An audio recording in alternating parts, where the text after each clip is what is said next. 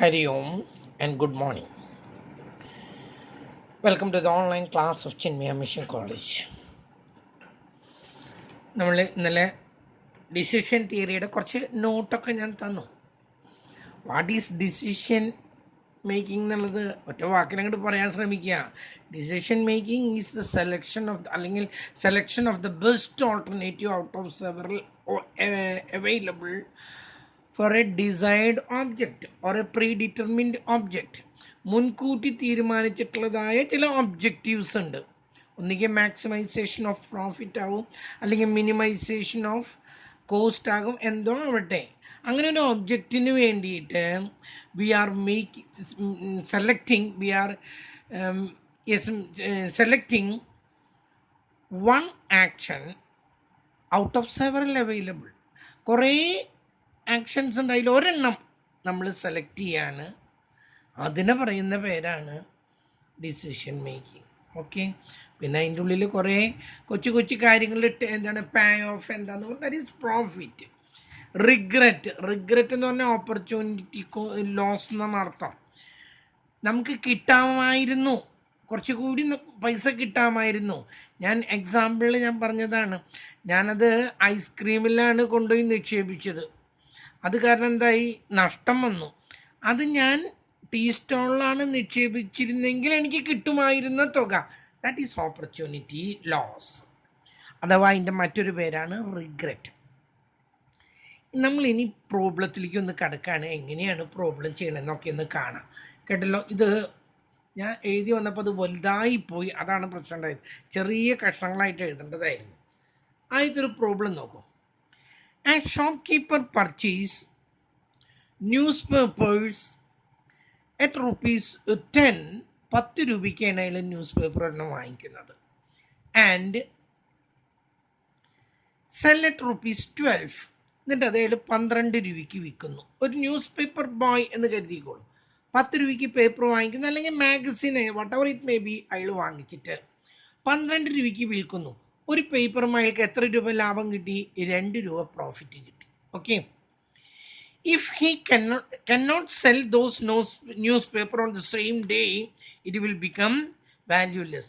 അയാൾക്ക് ആ പേപ്പർ അന്ന് വിൽക്കാൻ പറ്റിയില്ല എന്ന് കരുതാം. പിന്നെ അതിന് യാതൊരു വാല്യൂ ഇല്ല. പിറ്റേ ദിവസം ആരെങ്കിലും തലേ ദിവസത്തെ പേപ്പർ വാങ്ങിക്കും, ഒരു വാല്യൂ ഇല്ലാത്ത പേപ്പറായി തീരും. അപ്പം വിറ്റില്ലെങ്കിൽ ആ 10 രൂപ അയാൾക്ക് പോയി തന്നെ. കേട്ടല്ലോ പറഞ്ഞത്, അയാൾ ആ 10 പേപ്പർ വാങ്ങിച്ചു, 5 എണ്ണം ചിലവായുള്ളൂ എങ്കിൽ 5 എണ്ണത്തിൻ്റെ കാശ് അയാൾക്ക് പോയത് തന്നെയാണ്. Based on his past experience, he knows that the demand varies from 10 to 15 news papers per day. അയാളുടെ കഴിഞ്ഞ കാല അനുഭവങ്ങളുടെ അടിസ്ഥാനത്തിൽ അയാൾക്ക് ഒരു കാര്യം അറിയാം, 10ൻ്റെയും 15ൻ്റെയും ഇടയ്ക്കാണ് ഒരു ദിവസം പേപ്പറിൻ്റെ ഡിമാൻഡ്. 10, 11, 12, 13, ഏറ്റവും കൂടിയ 15 വരെ അതിനപ്പുറത്തേക്ക് ഇന്ന് വരെ ഡിമാൻഡ് പോയിട്ടില്ല. 10ൻ്റെ താഴേക്കും പോയിട്ടില്ല. ഏറ്റവും മിനിമം 10 എണ്ണെങ്കിലും അയാൾക്ക് വിൽക്കാൻ പറ്റും. You are required to prepare, നമ്മളോട് എന്താ ആവശ്യപ്പെട്ടിരിക്കുന്നത്? A payoff table. ഒരു പേ ഓഫ് ടേബിൾ ഉണ്ടാക്കുക എന്നുള്ളതാണ് നമ്മുടെ ഏറ്റവും വലിയ ആവശ്യം. എങ്ങനെയാണ് പേ ഓഫ് ടേബിൾ ഇതിൽ നിന്ന് ഉണ്ടാക്കുന്നത്? പേ ഓഫ് ടേബിൾ എന്ന് പറഞ്ഞാൽ അയാൾക്ക് കിട്ടുന്ന പ്രോഫിറ്റ് എന്താണെന്നുള്ളതാണ് നമുക്ക് അറിയേണ്ടത്. Without considering the opportunity loss or regret. അയാൾക്ക് നഷ്ടം വരുമായിരുന്നു, അത് നമ്മൾ കണക്കിലെടുക്കുന്നില്ല. ഓപ്പർച്യൂണിറ്റി ലോസ്, അതിൻ്റെ മറ്റൊരു പേരാണ് റിഗ്രറ്റ്. ഞാൻ മറ്റേ ടീ ഷോപ്പാണ് നടത്തിയിരുന്നെങ്കിൽ എനിക്ക് കിട്ടുമായി, അത് നമ്മൾ ഇവിടെ എടുക്കുന്നില്ല ഈ ഒരു പ്രോബ്ലത്തിൽ. രണ്ടാമത്തേൽ എന്താ പറഞ്ഞിരിക്കുന്നത്? Payoff table by considering the opportunity loss or regret. രണ്ടാമത്തേൽ അങ്ങനെയല്ല, റിഗ്രറ്റ് തന്നെയാണ്. നമുക്ക് എന്ത് കിട്ടുമായിരുന്നു അത് നമ്മുടെ നഷ്ടമായിട്ട് നമ്മൾ കാണുന്നുണ്ട്. ആദ്യത്തെ കേസിൽ അങ്ങനെയൊന്നും കാണുന്നില്ല, വെറും നമ്മൾ പ്രോബ്ലം നേരിട്ടിട്ട് അങ്ങ് ചെയ്യാണ്, എത്രയൊക്കെ നമുക്ക് ലാഭം കിട്ടും. നമ്മളിതിൽ ആദ്യം മനസ്സിലാക്കേണ്ടത് ഇതിൻ്റെ പ്രോഫിറ്റ് എത്രയെന്ന് പറഞ്ഞാൽ, ഒരു പേപ്പറിന് 2 രൂപയാണ് profit. Okay, the profit per news paper is ₹2. If all the purchased newspapers are sold on the same day, problem കഴിഞ്ഞ് നമ്മൾ solve ചെയ്യാനിട്ടാ. If all the purchased newspapers are sold on the same day, വാങ്ങിച്ച paper മുഴുവൻ കഴിഞ്ഞു എന്ന് കരുതാം. 10 വാങ്ങിച്ചെങ്കിൽ 10 കഴിഞ്ഞു, 11 വാങ്ങിച്ചെങ്കിൽ 11 കഴിഞ്ഞു. And if is purchasing 15 papers and if he could sell it in the same day, how much will be his profit? അതാണ് കാണിച്ചിരിക്കുന്നത്. എങ്ങനെയായിരിക്കും അയാളുടെ പേ ഓഫ് അഥവാ പ്രോഫിറ്റ്? 10 ആണെങ്കിൽ 2 രൂപ വെച്ചിട്ട് 20 രൂപ, 11 ആണെങ്കിൽ 2 രൂപ വെച്ചിട്ട് 22, 12 ആണെങ്കിൽ 24, 13 ആണെങ്കിൽ 26, 14 ആണെങ്കിൽ 28, 15 ആണെങ്കിൽ 30. 15ൻ്റെ മുകളിൽ ഇന്ന് വരെ പേപ്പർ വിറ്റിട്ടില്ല, അതിനുള്ള സ്കോപ്പ് ഇല്ല. 10ൻ്റെ താഴേക്കും പോയിട്ടില്ല. ഇങ്ങനെയാണ് അയാളുടെ പേ ഓഫ്. 10 വാങ്ങിക്കണമെങ്കിൽ 20 റുപ്യ, 11 ആണെങ്കിൽ 22, 12 ആണെങ്കിൽ ആൻഡ് സോ ഓൺ റെസ്പെക്റ്റീവ്ലി അത് എടുത്ത് പറഞ്ഞിട്ടുണ്ട്. If the demand is less than the purchase, അയാളുടെ ഡിമാൻഡ് ഈ വിൽക്കാനുള്ള സാധ്യത വാങ്ങിച്ചതിനേക്കാൾ കുറവാണെങ്കിൽ he will suffer a loss of ₹10. അയാള് 12 പേപ്പർ വാങ്ങിച്ചു, 10 വിറ്റഴിക്കാൻ പറ്റുള്ളൂ. അപ്പം ഒരു പേപ്പറുമ്പോൾ 10 രൂപ വെച്ചിട്ട് 2 പേപ്പറുമ്പോൾ 20 റുപ്യ അയാൾക്ക് നഷ്ടപ്പെട്ടത് തന്നെയാണ്. ഓക്കെ, അതെങ്ങനെയാണ് കാൽക്കുലേറ്റ് ചെയ്യുന്നതെന്നുള്ളത് കറക്റ്റായിട്ട് ഇവിടെ കാണിച്ചിട്ടുണ്ട്. ഇവിടെ പറഞ്ഞിരിക്കുന്നത് പ്രോഫിറ്റ് പെർ യൂണിറ്റ്. ഒരു യൂണിറ്റുമ്പോൾ എത്ര രൂപ കിട്ടും? 2 രൂപ ഇൻറ്റു യൂണിറ്റ് സോൾഡ്. ഞാൻ 13 പത്രം വാങ്ങിച്ചു, പക്ഷെ 11 പത്രം വാങ്ങിച്ചു, 10 വിറ്റഴിക്കാൻ പറ്റിയല്ലോ. ഒരു യൂണിറ്റിന് 2 രൂപയാണ്. എത്ര എണ്ണം വിറ്റഴിച്ചു? 10 വിൽക്കാൻ പറ്റുള്ളൂ. 10 ഇൻറ്റു 2 20. ഓക്കെ, മൈനസ് എൻ്റെ പ്രോഫിറ്റ് പേ ഓഫ് കാണാൻ പോവാണ്. Minus cost per unit. ഒരു യൂണിറ്റിന് എത്ര രൂപയാണ്? 10 രൂപയാണ് ഒരു പേപ്പറിൻ്റെ വില. Into number of units unsold. വിൽക്കാൻ പറ്റാതിരുന്ന പേപ്പർ എത്ര ഉണ്ടായിരുന്നു? ഒരെണ്ണം ഉണ്ടായിരുന്നു. 1 ഇൻറ്റു 10 10. അപ്പോൾ ആദ്യത്തേൽ പ്രോഫിറ്റ് പെർ യൂണിറ്റ് 2 രൂപ ഇൻറ്റു യൂണിറ്റ് സോൾഡ് 10 10 ഇൻറ്റു 2 20. അതിൽ നിന്നും കോസ്റ്റ് പെർ യൂണിറ്റ് 10 രൂപ into number of unit unsold ഒരെണ്ണം 1 ഇൻറ്റു 10 10. 20 10 പോയി 10 രൂപയെ അയാൾക്ക് പ്രോഫിറ്റ് ഉള്ളൂ. കേട്ടല്ലോ? അത് 12 വാങ്ങിക്കണമെങ്കിൽ അയാൾക്ക് പ്രോഫിറ്റേ ഇല്ല. കാരണം 10 വിറ്റ് കഴിഞ്ഞുള്ളൂ എന്ന് കരുതാം. 10 വിറ്റ് കഴിഞ്ഞുള്ളെങ്കിൽ 10 ഇൻറ്റു 2 20 റുപ്യ അവന് കിട്ടി. പക്ഷേ 2 പേപ്പർ വിറ്റിട്ടില്ല. അതിൻ്റെ വില എത്ര രൂപ വരും? ആ അൺസോൾഡ് പേപ്പർ 2 ഇൻറ്റു അതിൻ്റെ വില കോസ്റ്റ് എത്രയാണ്? 10. 2 ഇൻറ്റു 10 20. ആ ലാഭം കിട്ടി 20 റുപ്യ അവിടെ പോയി. ഓക്കെ, ഇതാണ് നമ്മൾ ഈ പേപ്പറിലൂടെ കാണിക്കുന്നത്.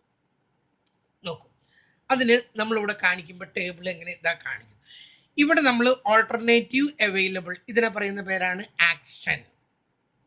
ഓക്കെ, ഇതാണ് നമ്മുടെ action. And these things are in our control. എത്ര പേപ്പർ വാങ്ങിക്കണം അതൊക്കെ ഡിസിഷൻ മേക്കറുടെ താല്പര്യമാണ്. 10 വാങ്ങി 11 12 അത് അയാൾ തീരുമാനിക്കുന്നത് പോലെയാണ്. അത് സ്ട്രാറ്റജി എന്ന് പറയുന്നത് അതാണ് അയാളുടെ സ്ട്രാറ്റജി, അയാളാണ് നിശ്ചയിക്കുന്നത്. ഇവിടെ കാണിക്കുന്നത് ക്വാണ്ടിറ്റി ഡിമാൻഡഡ് ആണ്. ഈ സൈഡിൽ കാണിക്കുന്നത് ക്വാണ്ടിറ്റി ഡിമാൻഡഡ് ആണ്. ഈ സൈഡിൽ കാണിച്ചിരിക്കുന്നത് ഇത് ഈവൻ്റ് ആണ്. ഇത് സ്റ്റേറ്റ് ഓഫ് നേച്ചർ എന്നും പറയുന്നത്.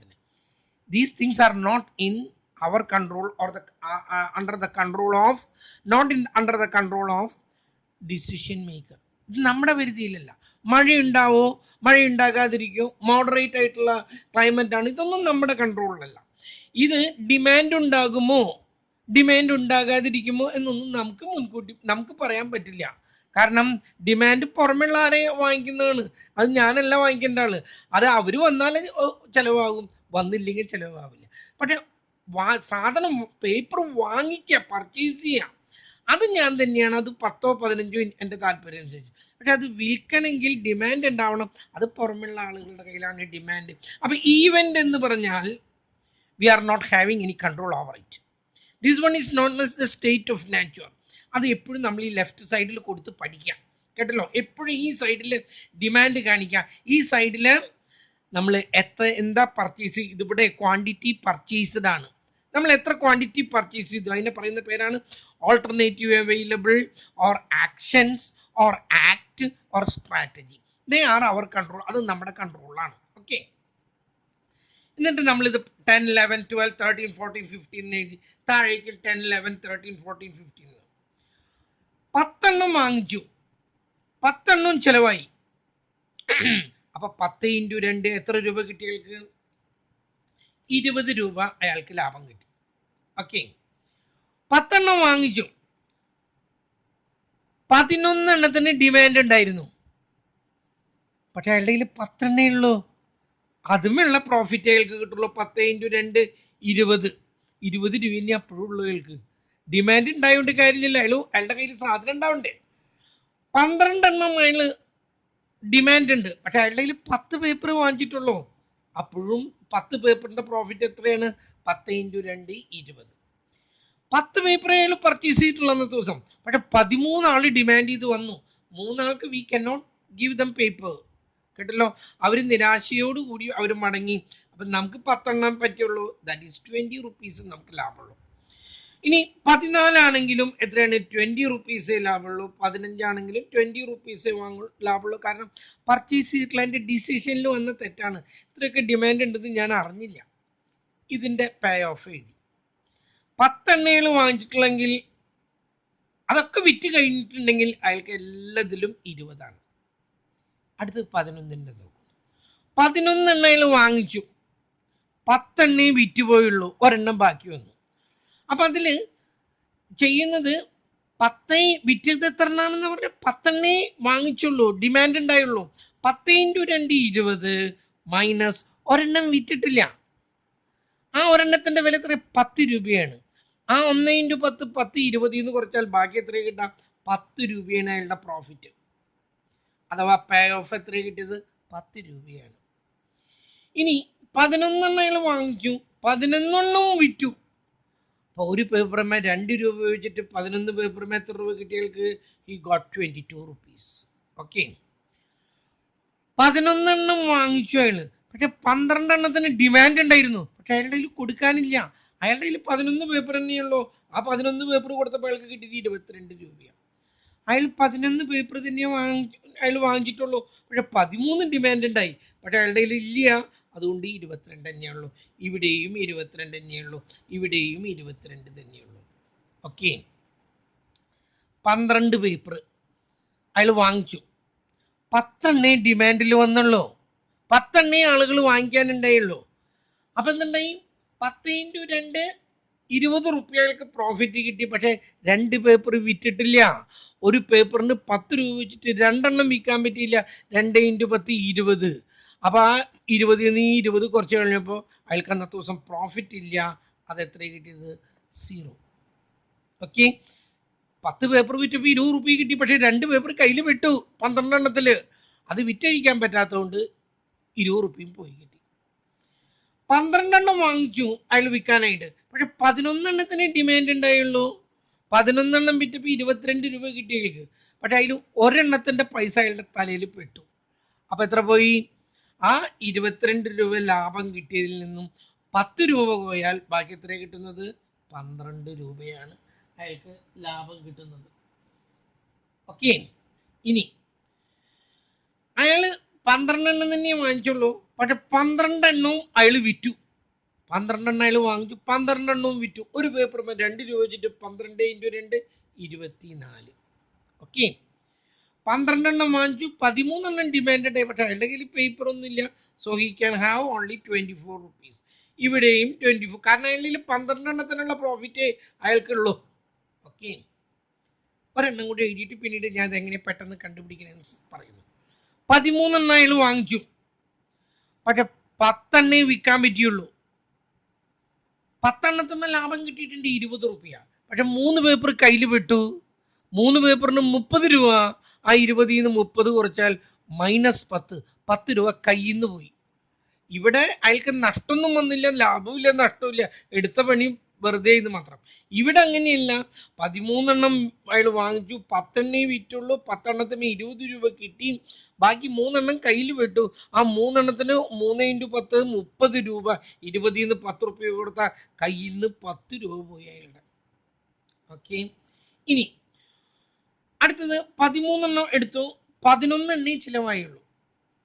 11 എണ്ണത്തിന് അയാൾക്ക് 22 രൂപ ലാഭം കിട്ടി.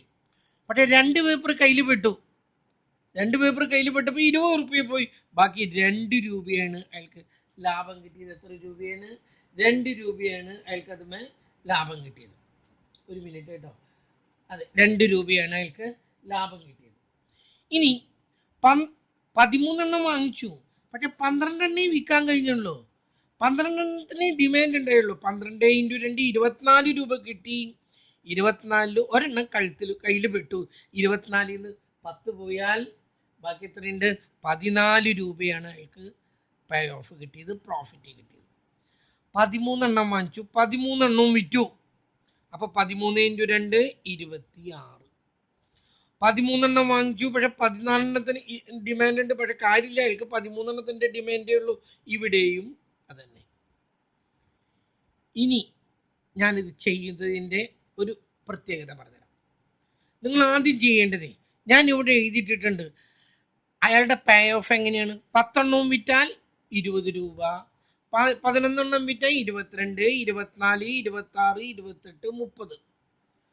അയാൾ വാങ്ങിച്ചതൊക്കെ വിൽക്കുകയാണെങ്കിൽ അത് കറക്റ്റ് ഡയഗണലെല്ലാം അങ്ങോട്ട് കൊടുക്കാം. 20, 22, 24, 26, 28 ആൻഡ് 30. ഇതെല്ലാം അങ്ങ് കൊടുക്കുക. ഇതാണ് നിങ്ങൾ ആദ്യം ചെയ്യേണ്ടത്. ഓക്കെ, അല്ലാണ്ട് ഇങ്ങനെ കാൽക്കുലേഷൻ ഇത് നേരം നിങ്ങൾ നിൽക്കേണ്ട കാര്യമില്ല. ഇതിൻ്റെ ഒക്കെ താഴേക്ക് കേട്ടല്ലോ, ഇതിൻ്റെ താഴേക്ക് ആ 20 ഇങ്ങനെ കോപ്പി ചെയ്യാം. ഈ 22 താഴേക്ക് 22 അങ്ങ് കോപ്പി ചെയ്യാം.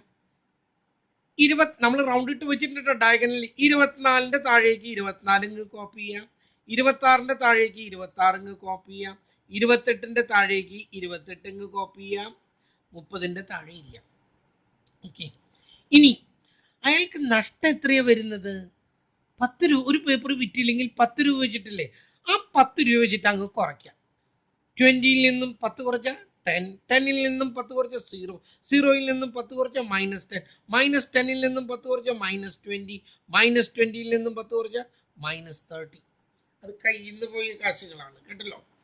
ഇവിടെയും നോക്കൂ, 22, അതിൽ നിന്നും 10 കുറച്ചാൽ 12, 2 കുറച്ചാൽ 10 കുറച്ചാൽ 2, വീണ്ടും 10 കുറച്ചാൽ എത്ര കിട്ടുന്നത്? -8, -8, വീണ്ടും 10 കുറച്ചാൽ കിട്ടുന്നത് -18. ഇവിടുത്തെ എടുക്കാം. 14 നിന്നും 10 കുറച്ചാൽ 4, 4 നിന്ന് 10 കുറച്ചാൽ -6, 10 വെച്ച് ഇങ്ങനെ കുറയ്ക്കാം. 26 നിന്ന് 10 കുറച്ചാൽ 16, 16 നിന്ന് 10 കുറച്ചാൽ 6, 28 നിന്ന് 10 കുറച്ചാൽ 18. കഴിഞ്ഞു. അല്ലാണ്ട് ഇങ്ങനെയൊന്നും ഉണ്ടാക്കേണ്ട കാര്യമില്ല. ആദ്യം തന്നെ ഞാൻ എന്താ പറഞ്ഞേ, നമ്മളിവിടെ എഴുതിയിട്ടിട്ടുണ്ട് 10 20, 10 വിറ്റാൽ 20, 11 ആണെങ്കിൽ that is 22. If it is 12 papers purchased and sold, then the value payoff is 24, 26, 28, 30. ഈ ഔട്ട്ലൈൻ ഒക്കെ എഴുതി വരച്ചിട്ടതിന് ശേഷം ഡയഗണൽ ലൈനിൽ ആദ്യത്തെ 10 കൂടി കൂട്ടുമ്പോൾ അതിൻ്റെ അവിടെ 20, 11 കൂടി ചേർന്നിടത്ത് 22, 12 കൂടി ദാറ്റ് മീൻസ് ആ ഡയഗണൽ ലൈനിൽ ഈ ഫിഗേഴ്സ് അങ്ങ് എഴുതിടാ. അത് നമ്മൾ പറയുന്നത് ബോൾഡ് ലെറ്ററിൽ എഴുതാമെന്ന്. നമുക്ക് ബോൾഡ് ലെറ്റർ ഒന്നും പറ്റില്ല, അതുകൊണ്ട് റൗണ്ട് ചെയ്തിടാം നിങ്ങൾ. ഓക്കെ, താഴേക്ക് അതേ ഫിഗറുകൾ തന്നെ കൊടുക്കാം. ഇവിടെ 20 ആണ്, താഴേക്ക് 20, 20, 20. ഇവിടെ 22 ആണ്, താഴേക്ക് 22, 22. ഇവിടെ താഴേക്ക് 24, 24. ഇവിടെ 26, 26. ഇവിടെ 28, 28, 30 ഇല്ല. ഇവിടേക്ക് കൊടുക്കേണ്ടത് നമ്മൾ നോക്കാം എത്ര രൂപയാണ് നമുക്ക് ഒരു പേപ്പർ വിറ്റിട്ടില്ലെങ്കിൽ നഷ്ടം വരുന്നു. 10 രൂപയല്ലേ. ഇതങ്ങ് കുറയ്ക്കാം. 20 നിന്ന് 10 കുറച്ചു, വീണ്ടും 10 കുറച്ചു, വീണ്ടും 10 കുറച്ചു, വീണ്ടും 10 കുറച്ചു, വീണ്ടും 10 കുറച്ചു. 22 നിന്ന് 10 കുറച്ചു, 10 കുറച്ചു, 10 കുറച്ചു, 10 കുറച്ചു. എല്ലാത്തിൽ നിന്ന് 10 കുറച്ചാൽ നമ്മുടെ ടേബിളായി. ഇതിലുണ്ട് 14 പേപ്പർ വാങ്ങിച്ചു അയാൾ, പക്ഷേ അയാൾക്ക് 13 പേപ്പറേ വിൽക്കാൻ പറ്റുള്ളൂ. കേട്ടല്ലോ. അപ്പോൾ അയാളുടെ പേ ഓഫ് എത്ര? 16 രൂപ അയാൾക്ക് ലാഭമുള്ളൂ. ആക്ച്വലി അയാൾക്ക് 26 രൂപ ഉണ്ടായിരുന്നു, പക്ഷേ ഒരു പേപ്പർ വിൽക്കാൻ പറ്റിയില്ല. അതിൽ നിന്ന് 10 കുറച്ചപ്പോഴാണ് ഈ 16 ആയത്. കാൽക്കുലേഷൻ്റെ ഒന്നും ആവശ്യമില്ല. ഈ ടേബിളിൽ നോക്കിയാൽ എല്ലാ കാര്യവും കിട്ടും. അയാൾ 15 പേപ്പർ വാങ്ങിച്ചു, എന്നിട്ട് അയാൾക്ക് 10 പേപ്പർ വിൽക്കാൻ പറ്റുള്ളൂ. കേട്ടല്ലോ. അയാളുടെ പോക്കറ്റിൽ നിന്ന് 30 രൂപ പോയി അയാളുടെ പോക്കറ്റിൽ നിന്ന്. ആ സമയത്ത് 15 പേപ്പർ വാങ്ങിച്ചു, 11 ചിലവായി, 18 രൂപ അയാൾക്ക് കയ്യിൽ പെട്ടുള്ളൂ. 15 പേപ്പർ വാങ്ങിച്ചു, 12 വിൽക്കാൻ പറ്റുള്ളൂ. അപ്പം 6 രൂപ കയ്യിൽ നിന്ന് പോയി. 15 പേപ്പർ വാങ്ങിച്ചു, 13 വിൽക്കാൻ പറ്റി, 6 രൂപ പ്രോഫിറ്റ് കിട്ടി. 15 എണ്ണം വാങ്ങിച്ചു, 14 എണ്ണവും വിൽക്കാൻ പറ്റി, 18 രൂപ പ്രോഫിറ്റ് കിട്ടി.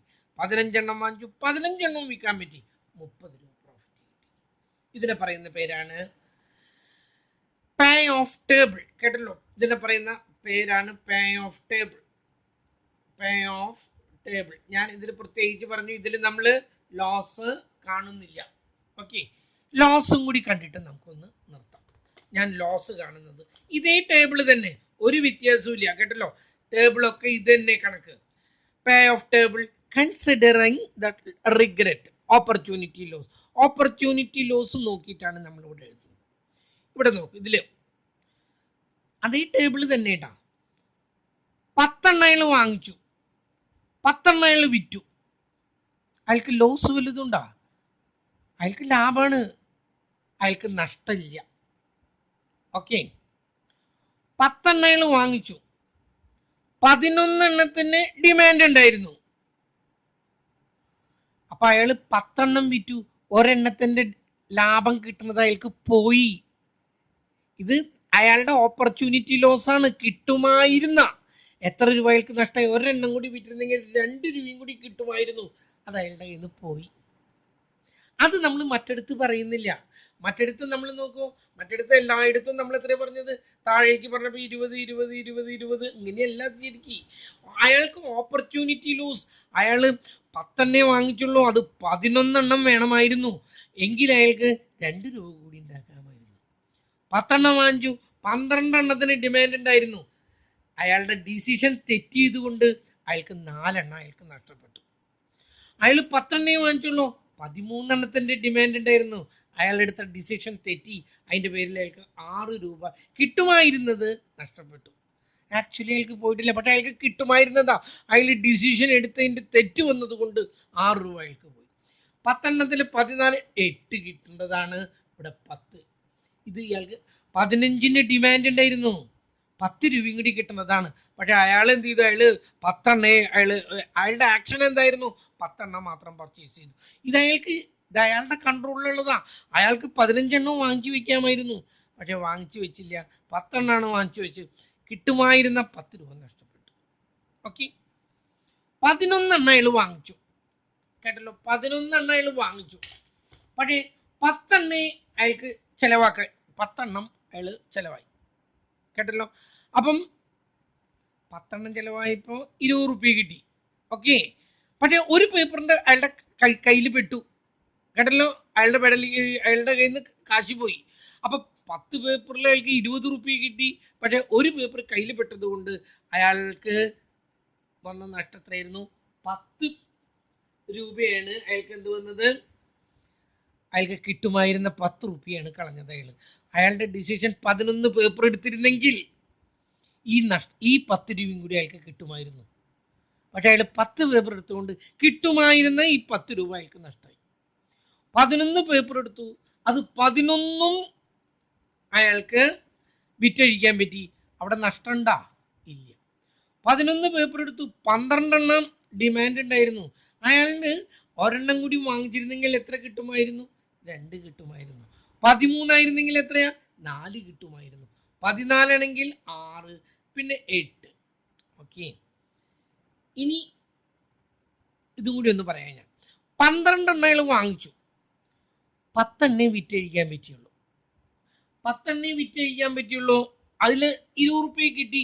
പക്ഷെ 12 എണ്ണവും വാങ്ങിച്ചിരുന്നെങ്കിൽ ആ 12 എണ്ണത്തുമേ 20 റുപ്യ അയാൾക്ക് ഉണ്ടാക്കായിരുന്നു. കേട്ടില്ല, 12 എണ്ണത്തിന് 2 എണ്ണം പോയി കയ്യിന്ന്. അപ്പൊ അയാൾക്ക് ലാഭമേ ഇല്ല. കാരണം 2 പേപ്പറിന്റെ 20 റുപ്യയും 10 എണ്ണം വിറ്റ് 20 റുപ്യയും ക്യാൻസൽ ചെയ്ത് പോയി. അയാൾക്ക് എത്ര കിട്ടേണ്ടതായിരുന്നു? അത് ആ 20ഉം അയാൾക്ക് പ്രോഫിറ്റ് ആയിട്ട് കിട്ടേണ്ടതായിരുന്നു. അത് കിട്ടിയില്ല അയാൾക്ക്. ഓക്കെ, ഇനി അടുത്ത് എടുക്കാം. 12 എണ്ണം വാങ്ങിച്ചു, 11 എണ്ണേ വിറ്റഴിക്കാൻ പറ്റുള്ളൂ. ആ ഒരു പേപ്പർ അയാൾക്ക് വിറ്റിരുന്നെങ്കിൽ, വാങ്ങിച്ചിട്ട് വിറ്റിരുന്നെങ്കിൽ അയാൾക്ക് 10 രൂപ കിട്ടുമായിരുന്നു.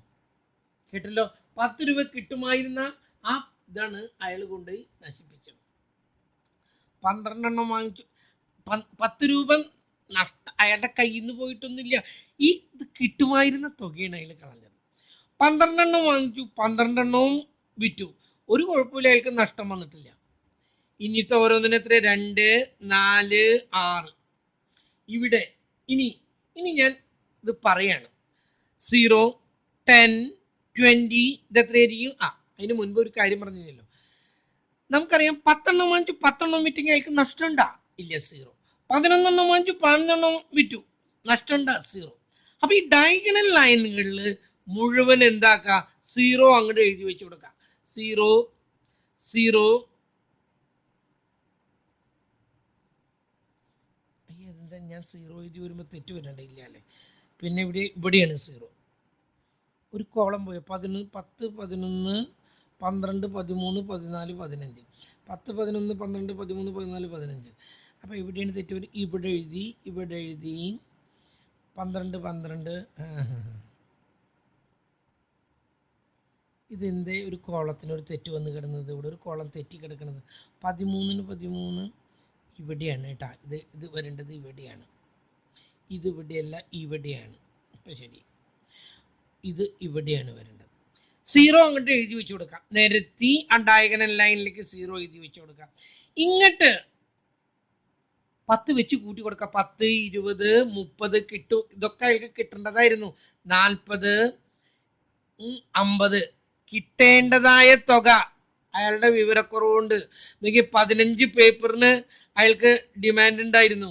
15 പേപ്പർ അയാൾ വാങ്ങിച്ചു, 10 അയാൾക്ക് വിൽക്കാൻ പറ്റുള്ളൂ. ബാക്കി 5 പൈസ 50 രൂപയുടെ കയ്യിൽ നിന്ന് പോയി. നഷ്ടം വന്നു അയാൾക്ക്. കേട്ടല്ലോ, 14 പേപ്പർ വാങ്ങിച്ചു, 10 അയാൾക്ക് വിൽക്കാൻ പറ്റിയത്. 4 പൈസ അയാളുടെ ഡിസിഷന്റെ തെറ്റുകൊണ്ട് 40 രൂപ കയ്യിൽ നിന്ന് വിട്ടു. 13 വാങ്ങിച്ചു, 10 വിൽക്കാൻ പറ്റുള്ളൂ. 3 പേപ്പർ അയാൾക്ക് നഷ്ടം വരുത്തി, 30 രൂപ. ഓക്കെ, ഇവിടെയും 10 വെച്ച് അങ്ങ് കൂട്ടാം. 10, 20, 30, 40. ഇവിടെയും 10 വെച്ച് കൂട്ടുന്നു. 10, 20, 30. ഇവിടെയും 10, 20. ഇവിടെ 10. താഴേക്ക് എന്താ പറഞ്ഞേ? 2 വെച്ചിട്ട് ഇത് കഴിഞ്ഞാൽ 2, അത് അടുത്തത് 4, ഇതിൻ്റെ താഴെ 2. കഴിഞ്ഞു. ഡയഗണൽ ലൈനിൽ 0, 0, 0, 0 എന്ന് അങ്ങോട്ട് എഴുതി. ഓക്കെ, ഇങ്ങനെ എഴുതുമ്പോൾ ഒരു പേപ്പറിന്റെ വിറ്റില്ലെങ്കിൽ കിട്ടുന്ന നഷ്ടം എത്രയാണ്? 10 രൂപയല്ലേ? 10 രൂപ വെച്ചിട്ട് അങ്ങ് കൂട്ടി കൊടുക്കാം. താഴേക്ക് ഒരു പേപ്പർ കൂടിയും അയാൾ വാങ്ങിച്ച് വിറ്റാൽ കിട്ടുന്ന ലാഭം ആ 2 രൂപയാണ്. ആ 2 രൂപ വെച്ചിട്ട് കൂട്ടി എഴുതുക. ഇവിടെയും 2 രൂപ വെച്ച് കൂട്ടി എഴുതുക. ഇവിടെയും 2 രൂപ, ഇവിടെയും 2 രൂപ, 2 രൂപകൾ അങ്ങനെ എഴുതിയാൽ ഇതാണ് എന്ത്? നമുക്ക് റിഗ്രറ്റ് കണക്കിലെടുത്താൽ ഉണ്ടാകാവുന്നത്. ഇതൊന്ന് നന്നായി നോക്കുക. ഓക്കെ, ഇന്നിപ്പോൾ ഇത്ര മതി. ഇതന്നെ നിങ്ങളുടെ തലയിൽ എങ്ങനെയാണ് കയറണമെന്ന് നമുക്ക് അടുത്ത ദിവസം കാണാം കേട്ടോ.